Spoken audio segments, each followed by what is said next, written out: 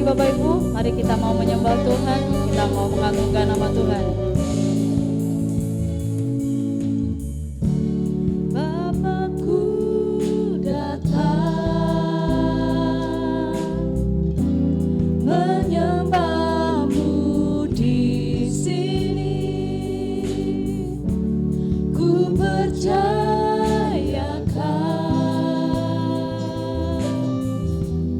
ada bagiku.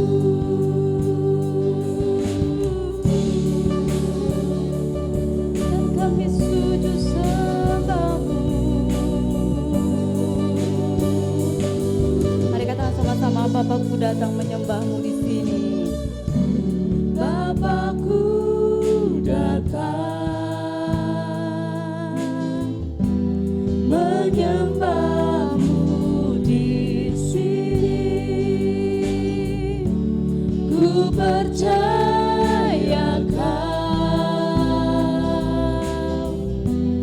ada bagiku. Rasaku takut sebab kau sertaku, rasaku bimbang kau di dalamku, rasaku cemas kau penghiburku, saat ku lemah kau kuatku. Kami nyanyikan haleluya, ku nyanyi haleluya,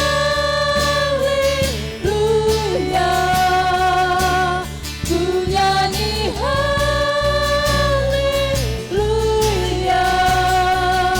Sungguh kau hebat, ajaib perkasa perbuatanmu, ku nyanyi haleluya, ku nyanyi haleluya,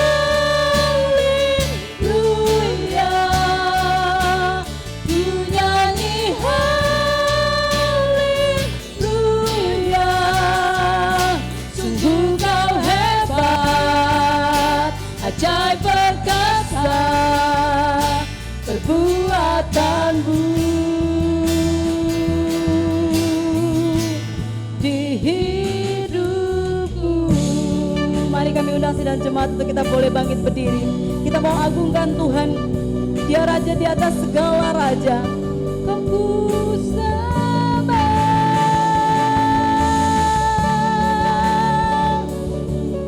dan kami bersyukur. Kata sama-sama, tak usah kami takut Tuhan, tak usah ku takut sebab kau sertaku, tak usah ku bimbang kau di dalam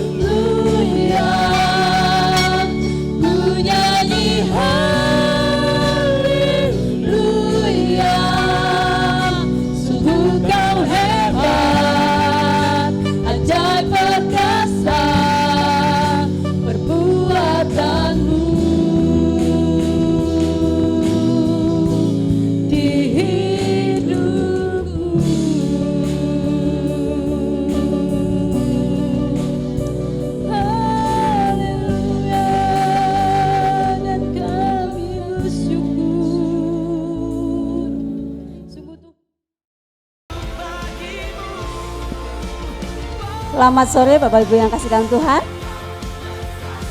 Tuhan, sebelumnya saya mengucapkan terima kasih buat kesempatan yang diberikan kepada saya untuk menyampaikan firman Tuhan. Mari kita belajar bersama-sama ya Bapak Ibu.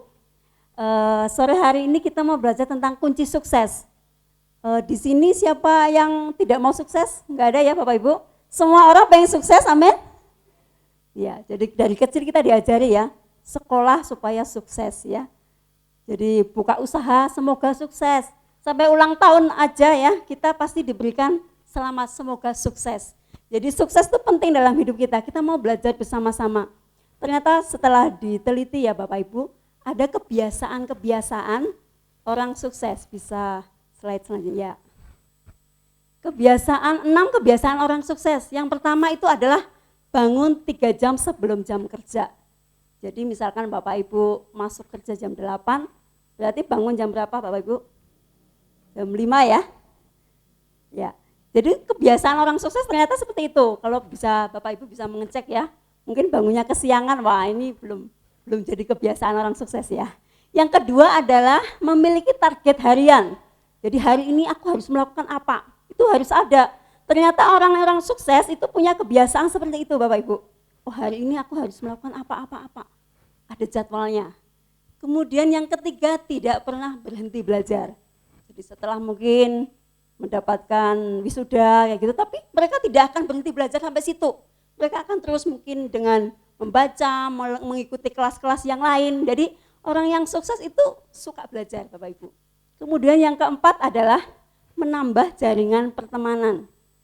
Jadi ternyata orang-orang yang sukses itu suka bergaul Bapak Ibu ya. Apalagi kalau orang jualan, orang bisnis ya, semakin banyak temannya, semakin laris dagangannya ya Bapak Ibu. Jadi kalau mungkin kita masih suka malu-malu bertemu dengan orang, wah ini kita perlu belajar ya. Ternyata orang yang sukses itu suka menambah pertemanan. Kemudian yang kelima bergaya hidup sehat, mungkin suka berolahraga. Yang keenam adalah lebih banyak membaca daripada nonton TV. Bagaimana Bapak Ibu? Ibu-ibu mungkin yang suka sinetron ya, banyak yang viral itu ya. Sinetron, wah kita perlu koreksi ya Bapak Ibu. Ternyata kebiasaan orang yang sukses lebih banyak membaca daripada nonton TV. Oke, mari kita lanjut. Kita mau belajar bersama-sama tentang orang sukses yang ada di dalam Alkitab. Kunci orang sukses yang ada di Alkitab. Kita mau belajar bersama-sama Bapak Ibu. Kita akan buka di dalam Kejadian pasal yang ke-39. Ayat yang kedua kita akan membaca. Kita akan baca hitungan yang ketiga. Kejadian 39 ayat yang kedua. 2, 3. Tetapi Tuhan menyertai Yusuf sehingga ia menjadi seorang yang selalu berhasil dalam pekerjaannya. Maka tinggallah ia di rumah tuannya orang Mesir itu. Amin. Saya akan bacakan ayat yang ketiga ya Bapak Ibu. Setelah dilihat oleh tuannya bahwa Yusuf disertai Tuhan, bahwa Tuhan membuat berhasil segala sesuatu yang dikerjakannya. Jadi di dalam pasal yang ke-39 ini, slide selanjutnya, ya, pasal yang ke-39 ini saya tertarik ya Bapak Ibu, di dalam satu pasal saja, khususnya pasal yang ke-39, ditulis ada 4 ayat tentang penyertaan Tuhan, dari bagaimana Yusuf disertai Tuhan. Bapak Ibu bisa cek di ayat yang kedua, 3, 21, dan 23. Ternyata disertai Tuhan itu penting sekali. Saya coba lihat di pasal-pasal sebelumnya, jadi tentang kelahiran Yusuf, mungkin Yusuf remaja, itu belum ada kata-kata disertai Tuhan. Tapi khususnya pasal 39, di situ dilihat sampai 4 kali Tuhan mengatakan Tuhan menyertai Yusuf. Penulis dari kitab Kejadian ini adalah Musa. Jadi kita perlu fokus di sini bahwa bagaimana sampai 4 kali Tuhan menulis di sini ya. Ada 4 kali ditulis, berarti itu sesuatu yang penting yang perlu kita pelajari bersama-sama. Bagaimana penyertaan Tuhan itu perlu dalam hidup kita. Tapi apakah setelah kita disertai Tuhan, terus hidup kita seenaknya? Bukan begitu ya Bapak Ibu. Mari kita belajar bagaimana Yusuf bisa sukses. Yusuf dari kecil menjadi seorang budak sampai akhirnya dia akan menjadi wali. Jadi orang yang dipercaya oleh Raja Fir'aun. Itu sukses yang luar biasa ya Ibu. Dari bawah dia menanjak ya, sampai akhirnya dia menjadi seorang yang luar biasa. Kita mau belajar bersama-sama kunci sukses seorang Yusuf. Yang pertama adalah Yusuf itu bisa berdamai dengan keadaan.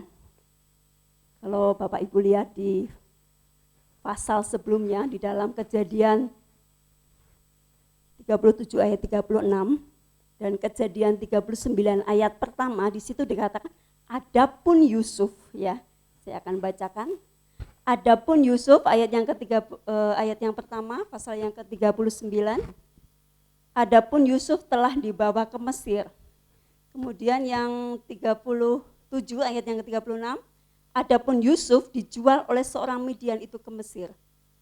Di sini ada pengulangan kata ya Bapak Ibu.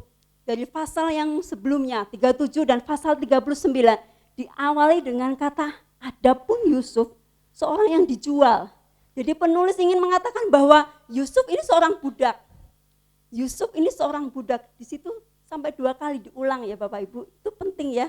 Karena diulang sampai kenapa sih Tuhan mau apa sih sampai diulang 2 kali? Cuman kata-kata Yusuf itu seorang budak. Yusuf itu dijual. Kalau saya lihat baca-baca ya Bapak Ibu. Ternyata perdagangan manusia pertama kali ditulis di dalam PL itu di pasal 39. Yusuf dijual seharga 20 shikal ya. Jadi perdagangan manusia mulai ada di dalam pasal yang ke-39. Jadi penulis ini ingin mengatakan bahwa Yusuf itu dalam keadaan yang tidak baik-baik saja Bapak Ibu. Dia adalah seorang budak. Jadi budak itu tidak punya hak ya Bapak Ibu. Misalkan saya membeli sesuatu, mainan ya. Misalkan saya membeli mainan mobil-mobilan misalkan. Itu tergantung saya, mobil-mobilan mau dibuat apa. Apakah mau dijual lagi? Apakah buat mainan sendiri atau dipreteli, itu hak saya. Demikian juga seorang budak. Jadi seorang budak itu tidak punya hak. Kalau sekarang ada undang-undang tenaga kerja bisa demo, bisa apa ya. Tapi budak tidak punya hak ya Bapak Ibu. Tergantung sama tuannya mau diapain. Mau dijual lagi atau diperlakukan seenaknya, tidak punya hak. Saya ingin katakan bahwa kondisi Yusuf sangat tidak baik Bapak Ibu. Tapi apa yang terjadi dengan kehidupan Yusuf? Yusuf itu bisa berdamai dengan keadaannya yang tidak baik. Bapak Ibu ya, saya coba lihat-lihat dari pasal 37 sampai pasal 39, tidak ada sedikit pun ditulis bahwa Yusuf itu mengeluh, atau Yusuf itu protes dengan hidupnya, atau Yusuf itu protes dengan Tuhan. Sama sekali tidak pernah ditulis Bapak Ibu. Wah, saya coba lihat, wah itu luar biasa sekali ya. Kondisinya tidak baik, dia dijual oleh saudara-saudaranya. Saudaranya sendiri menjual dia loh Bapak Ibu. Jadi saya bisa membayangkan kondisi saat itu, jadi dia tinggal di Mesir sendirian, dia adalah seorang budak, keadaannya tidak baik-baik saja.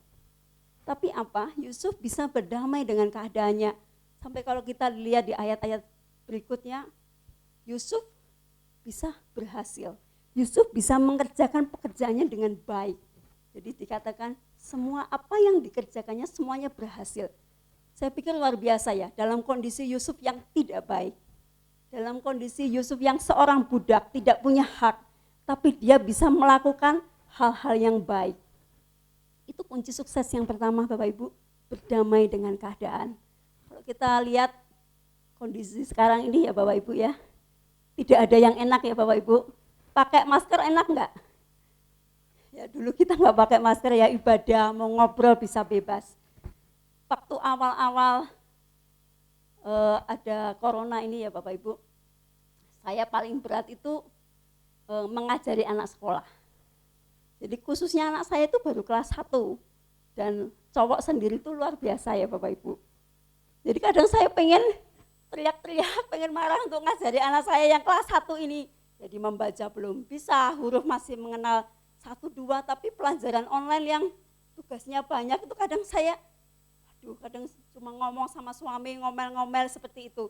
Rasanya saya tuh, piye sih caranya gimana, tapi saya berusaha, udah 1 tahun ya Bapak Ibu, belajar online, mungkin yang kelas 5 atau yang lain, Anak-anak yang lain mungkin saya masih bisa lah. Tapi ke yang kelas 1 itu saya perjuangan Bapak Ibu. Karena nunggu moodnya. Ketika mungkin diajari, lagi senang, gak apa-apa. Tapi bentar lagi kalau dipaksa, ayo cepet-cepetan, waktunya sudah mau selesai. Nangis, nunggu nangis lagi. Terus ada lagi nanti lapar, alasannya banyak sekali Bapak Ibu ya. Bisa lapar, habis itu nanti jadi kalau mau belajar itu harus sedia jajan gitu ya. Harus sedia banyak pajaknya ya Bapak Ibu. Dalam kondisi itu saya bisa membayangkan bahwa memang situasi kita saat ini tidak enak ya Bapak Ibu ya. Semuanya dalam segi anak sekolah, orang bekerja, orang usaha juga tidak enak. Tapi kita mau belajar seperti Yusuf yang dia itu bisa berdamai dengan keadaan. Kalau kita lihat sekarang ini, orang yang bisa berdamai dengan keadaan itu yang sukses Bapak Ibu. Ya. Coba misalkan mungkin banyak usaha-usaha konveksi susah ya Bapak Ibu mau jualan ya. Tapi mereka mulai beralih, kondisi corona ini caranya gimana? Dia mulai memproduksi masker seperti itu.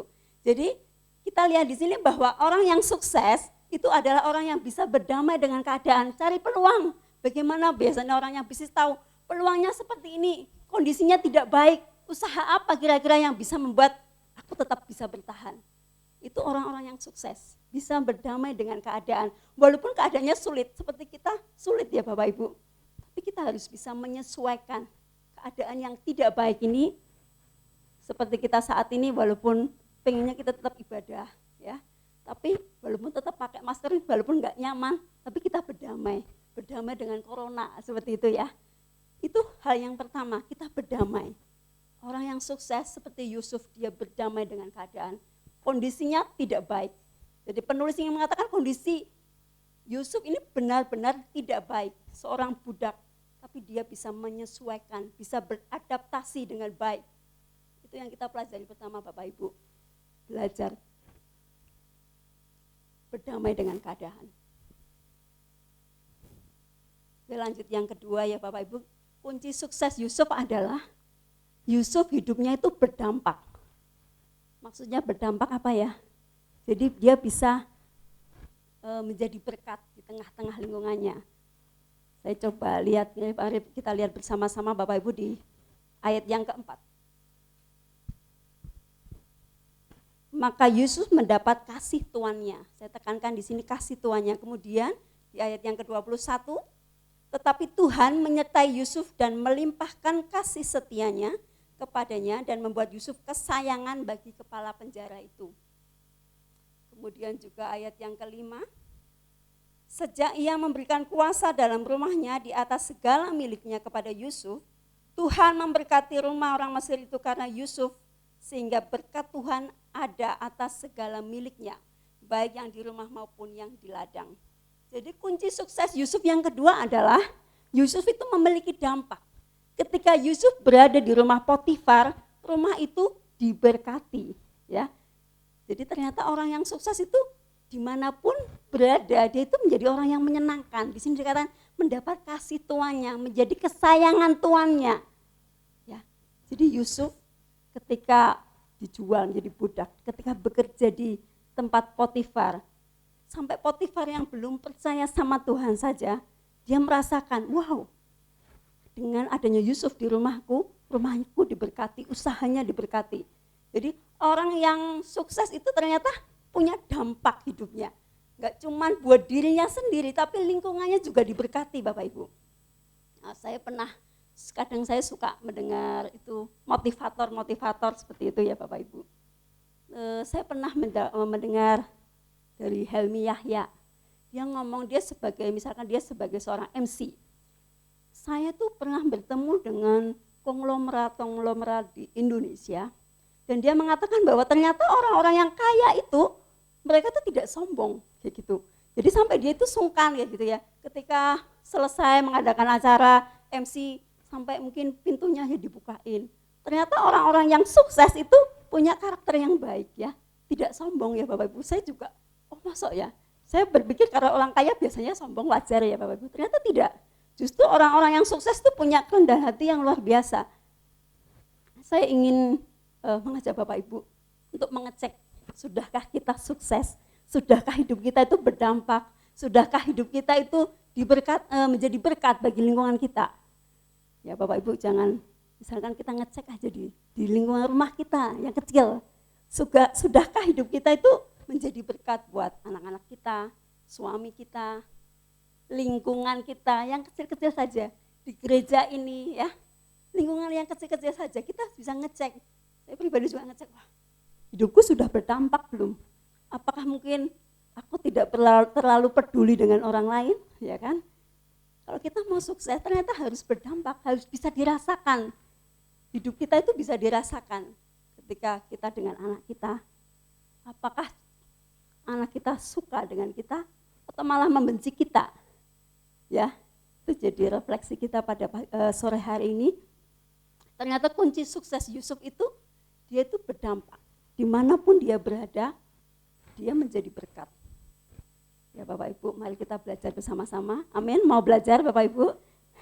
Ya, enggak mudah ya Bapak Ibu.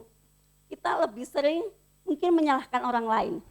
Oh, karena dia kayak gitu. Tapi sudahkah kita melihat bahwa hidup kita itu bisa dirasakan oleh orang lain tidak? Melalui sikap kita, melalui perbuatan kita. Apakah ketika bersama anak-anak suka dengan kita? Apakah di lingkungan gereja kita saja, apakah teman-teman kita suka dengan kita? Ternyata orang-orang yang sukses itu orang-orang yang menyenangkan ya Bapak Ibu. Bisa berdampak, bisa dirasakan, hidupnya bisa dirasakan. Mungkin suka memberi motivasi, menyenangkan. Itu pribadi Yusuf. Dimanapun dia berada, berdampak. Walaupun kondisinya yang tidak baik, tapi dia bisa menjadi berkat. Kesuksesan yang ketiga adalah Yusuf memprioritaskan Tuhan. Saya akan baca di dalam ayat yang ke-9 ya Bapak Ibu. Bahkan di rumah ini ia tidak lebih besar kuasanya daripadaku, dan tiada yang tidak diserahkannya kepadaku selain daripada engkau. Sebab engkau istrinya, bagaimanakah mungkin aku melakukan kejahatan yang besar ini dan berbuat dosa kepada Allah? Bapak Ibu, jadi Yusuf ini ketika berada di rumah Potifar diperkirakan usianya adalah 17 tahun.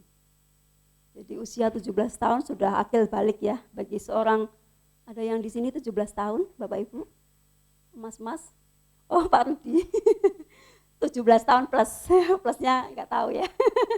Jadi bukan kondisi yang baik-baik saja, bukan berarti kondisi Yusuf itu, dia kan cuma 17 tahun, nggak apa-apa kan, mungkin dia bisa berpikir seperti ketika digoda oleh istri Potifar, kan aku 17 tahun, mungkin melakukan dosa sedikit nggak apa-apa. Jadi tantangannya luar biasa ya Bapak Ibu, jadi di usia yang 17 tahun, di sini kalau kita baca ya, digoda tiap hari. Nah, itu tantangan yang besar ya Bapak Ibu, bagaimana Yusuf memprioritaskan Tuhan, menomorsatukan Tuhan. Ketika dia digoda, dia ngomong, apakah aku akan berbuat dosa kepada Allah? Jadi itu betapa saya merasakan, wow luar biasa ya seorang Yusuf ini. Sampai dia mengatakan bahwa aku tidak mau berbuat dosa kepada Allah. Dia begitu pegang bagaimana dia menjaga kekudusan, sebagai seorang anak muda dia tetap menjaga kekudusan hidupnya. Kalau kemarin-kemarin ya Bapak Ibu, ada yang viral ya, ada yang tahu tentang anggota dewan di Sulawesi Utara, lagi rame ya itu ya kemarin-kemarin ya Bapak Ibu. Kayaknya orang Kristen juga ya. Tapi bagaimana seorang yang percaya sama Tuhan, tapi tidak bisa menguasai dirinya ya. Kalau saya baca-baca ya Bapak Ibu ya, ternyata kayak perselingkuhan itu terjadi dengan orang-orang yang terdekat ternyata ya.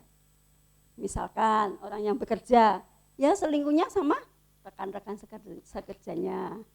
Nggak mungkin yang rumahnya jauh, nggak kenal itu bisa selingkuh, nggak mungkin. Mungkin teman-temannya, jadi sesuatu yang dekat. Dan demikian juga dengan Yusuf, ketika digoda juga di rumah Potifar ya. Tapi dia sangat bisa menjaga kekudusan. Kalau hari-hari ini sepertinya mudah sekali ya Bapak Ibu ya, kita mendengar orang berpisah, orang bercerai, orang selingkuh itu sesuatu yang biasa, wajar. Tapi kita mau belajar, seorang Yusuf yang masih muda saja dia sangat menjaga kekudusan, sangat menomorsatukan Tuhan. Bagaimana kedekatannya dengan Tuhan itu luar biasa ya Bapak Ibu. Mari kita juga belajar seperti Yusuf ini. Dalam setiap apa yang kita kerjakan, sudahkah kita menomorsatukan Tuhan? Sudahkah kita bertanya kepada Tuhan, oh apakah yang aku kerjakan ini berdosa kepada Tuhan? Kalau kita sedikit-sedikit bertanya kepada Tuhan, pasti ya tingkat dosa kita sedikit ya Bapak Ibu ya. Jangan sampai kita sudah melakukan dosa, baru kita tanya sama Tuhan, Tuhan aku ini dosa apa enggak? Jadi sebelum melakukan sesuatu, mungkin kita lewat pikiran dulu sebelum kita bertindak. Kita tanya sama Tuhan, Tuhan sudahkah aku itu benar di hadapan-Mu? Sudahkah aku lurus di hadapan-Mu? Apakah aku tuh berdosa kepada Engkau? Ini penting sekali ya Bapak Ibu, mungkin kita lupa bertanya kepada Tuhan, menuruti perintah-perintah Tuhan. Mari kita belajar bersama-sama bahwa penyertaan Tuhan itu penting ya Bapak Ibu. Jadi kata disertai itu seperti misalkan Pak Jokowi beserta menterinya. Jadi penyertaan itu Tuhan itu seperti itu. Jadi ada bersama-sama dengan rombongan ya seperti itu. Jadi kalau Tuhan menyertai Yusuf, berarti Tuhan itu ada bersama-sama dengan Yusuf. Tuhan berjalan bersama dengan Yusuf. Demikian juga penyertaan Tuhan itu penting bagi kita. Tuhan berjalan bersama-sama dengan Bapak Ibu, amin. Tapi bukan berarti kita bebas melakukan sesuatu, bebas bertindak, bebas melakukan, wah aku kan disertai Tuhan. Jadi kan aku bebas, tidak perlu kerja keras, tidak perlu hidup kudus. Bukan ya Bapak Ibu, kita belajar seperti Yusuf ini. Bahwa kalau mau sukses, penyertaan Tuhan itu penting. Tapi harus ada dari kita, kerja keras kita itu harus ada. Itu tadi ya. Bagaimana hidup kita? Apakah kita sudah berdamai dengan keadaan kita? Berdamai dengan lingkungan kita yang tidak enak ini, ya? Mungkin tidak semua keluarga itu menyenangkan, ya Bapak Ibu. Mungkin kita ditempatkan di keluarga-keluarga yang tidak nyaman. Tapi sudahkah kita berdamai? Jadi berdamai dengan keadaan berarti kita harus bisa menyesuaikan dan mengambil tindakan yang baik. Apakah hidup kita sudah berdampak? Mungkin selama ini kita sering menyakiti orang dengan perkataan kita, dengan sikap kita, kita akan koreksi diri. Sudahkah hidupku itu bermakna bagi orang lain? Hidupku menjadi berkat bagi orang lain. Dan yang ketiga, apakah kita selama ini sudah memprioritaskan Tuhan, menomorsatukan Tuhan dalam setiap hidup kita, dalam setiap langkah kita, dalam setiap pekerjaan kita? Apakah kita lebih menomorsatukan pekerjaan, hobi kita, ya? Itu yang menjadi pergumulan buat kita sama-sama. Kita mau belajar bersama-sama untuk hidup sukses seperti Yusuf. Amin Bapak Ibu. Saya kira firman Tuhan cukup sekian. Kita akan berdiri bersama.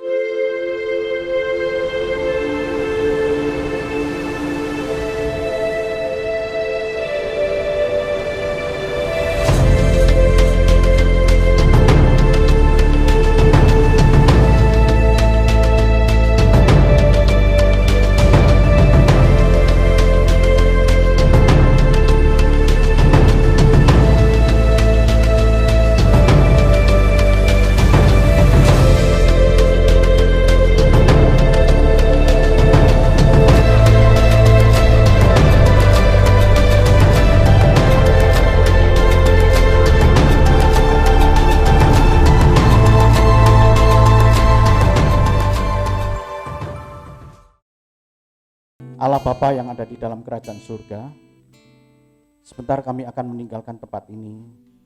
Kami pulang dengan sukacita dan membawa damai sejahtera-Mu di mana kami ada Tuhan.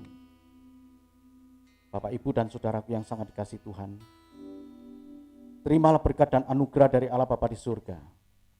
Kasih dan cinta Tuhan kita Yesus Kristus, anaknya yang tunggal, dan penghiburan kekuatan dari kuasa Roh Kudus menyertai kita mulai saat ini, esok bahkan sampai Maranatha, Tuhan Yesus datang kembali menjemput kita. Dia adalah Allah, Elohim, Allah yang maha besar. Dia Allah yang memberkati kita. Dia juga Allah yang menyinari kita dengan wajahnya dan memberikan kepada kita kasih karunia. Dia Allah yang maha besar, yang menghadapkan wajahnya kepada kita dan memberikan damai sejahtera. Kami sungguh bersyukur kepada Engkau Tuhan. Engkau pelihara hidup kami, Engkau lindungi kami, dan Engkau Tuhan yang memberkati hidup kami. Terima kasih ya Bapa. Kami berdoa buat bangsa dan negara ini Tuhan. Tuhan menyertai dalam program vaksinasi ini Tuhan. Sehingga cepat berlalu badai virus corona ini Tuhan. Demikian juga dengan kota Cilacap, di mana kami tinggal di kota ini Tuhan. Engkau memberkati Tuhan dengan damai sejahtera-Mu Tuhan. Terima kasih ya Bapa. Segala puji syukur, hormat, kemuliaan bagimu. Di dalam nama Tuhan kami Yesus Kristus. Kami sudah berdoa dan mengucap syukur. Semua yang percaya mengatakan amin. Tuhan Yesus memberkati.